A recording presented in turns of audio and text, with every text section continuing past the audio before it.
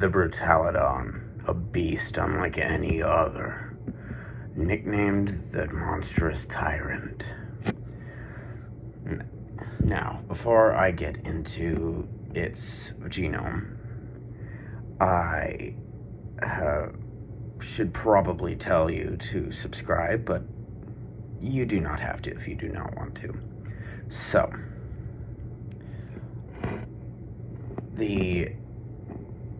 let's start off with the corporal build.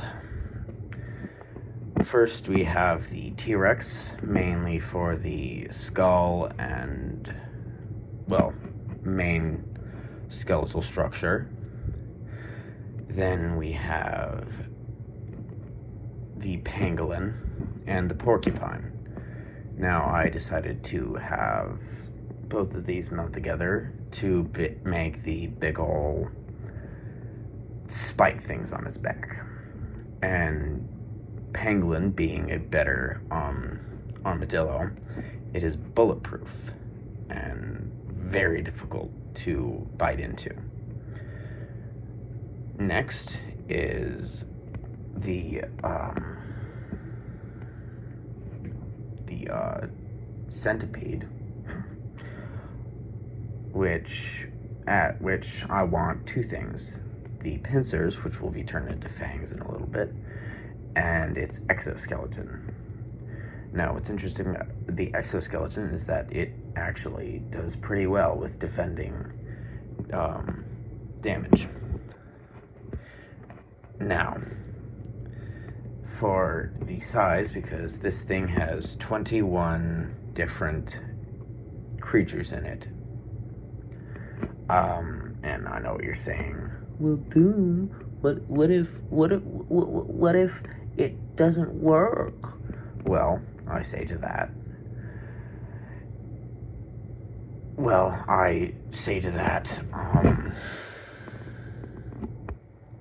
it just does, because I specifically put in stuff that would make it work. Now, on to the skull, or as Gucci Thunder likes to call it, the business end of the monster. Now, obviously T-Rex, but I also put in Utahraptor for its main jaws, and I also put in hyena for its massive bite. I also put in Purosaurus Rex and Deinosuchus, again for their bite. Now, notice that none of these creatures can open their mouth wide and bite down fast, which is a problem with Hank, apparently. So, this is mainly a crushing bite, not a snapping shut bite. And now onto the arms. The arms, I think, are pretty unique. Now, my favorite of these is the meld of Therizinosaurus and Anteater arms. Now, we all know that either Anteaters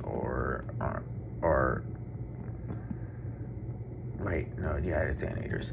Anteaters go through termite mounds. And what's interesting about termite mounds is that they are comparable to concrete. Now, I mix that in with Therizinosaurus for the extra claw length, and you have something that can, if put in the Indominus's cage, could easily rip itself out.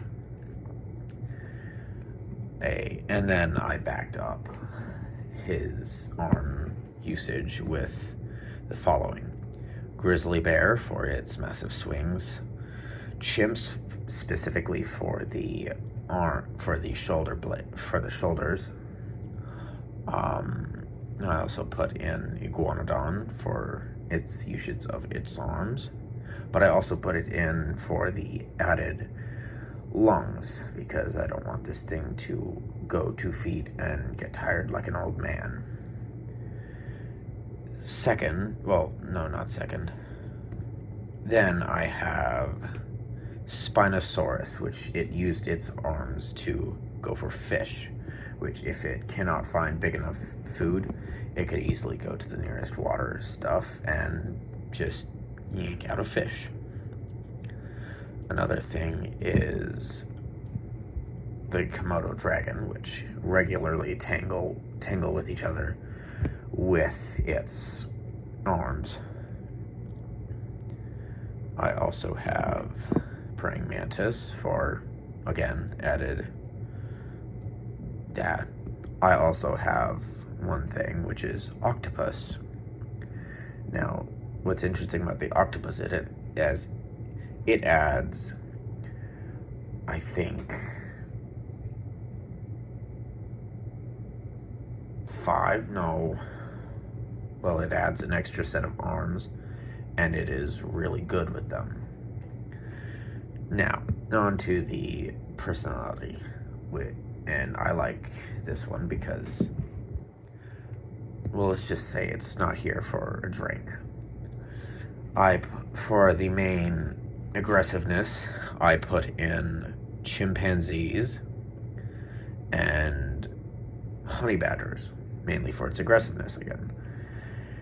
Now, what's interesting about this is that it also has high intelligence because of the octopus and the chimps. Not quite as much as a human, but definitely more than Indominus Rex. And then I have, for the brain also, is the Utahraptor, which could regularly find out weaknesses and go for the throat and stuff. So that would be a good one. And for its, well, let's just say it's more special abilities, which is now the octopus, which has, and now it has regeneration, so not as much as fictional regeneration such as Deadpool or Wolverine or those guys, but still enough that it can heal. Now, I also have, because Scorpius Rex exists, I also have put in the mongoose and honey badger because they regularly shrug off poisons, and Komodo dragons also shrug off poisons, so that is another reason why it's there. But also, I put in carpenter ant for its proportional strength, which it can pick up 10 times its own weight, which means it can pick up sauropods. And while that does seem unreasonable, and Goji Center might look at this and say, well, it might just break itself, you're just not being fun. You already ruined Hank, which would probably be one of the only things that could actually stand up to my monstrosity. But now it looks like a piece of dirt, so. I also have axolotl here for the main, because of one of its special abilities, which is it can breathe in through its skin.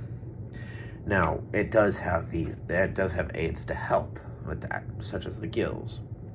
Now, while Brutaladon does not have such gills, it does still passively somewhat breathe in through its skin. Now, it cannot hold its breath for any extraordinary amount of time, but it can aid in holding its breath just a little bit longer, which would again help with stamina. I also put in, I'm just going over the list here. So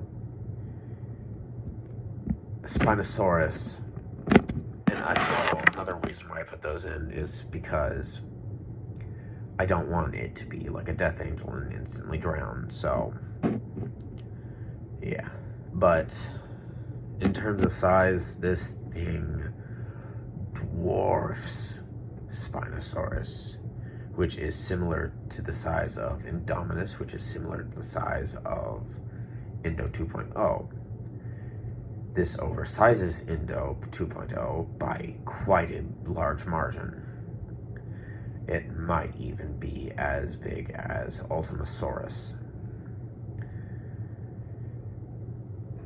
In terms of if it can beat the Ultima, well, no, I don't know about that one actually. But, well, yeah. Now, while Samson is, yes, he's dead, but if he ever had a descendant, then he would probably be one of the main food sources for Brutaladon, which is one of the few things that actually can feed him. And that is it for my first ever analysis video. And like, subscribe, do whatever you want. I don't really care. This is just for me. And, well, catch you on the flip side. Bye.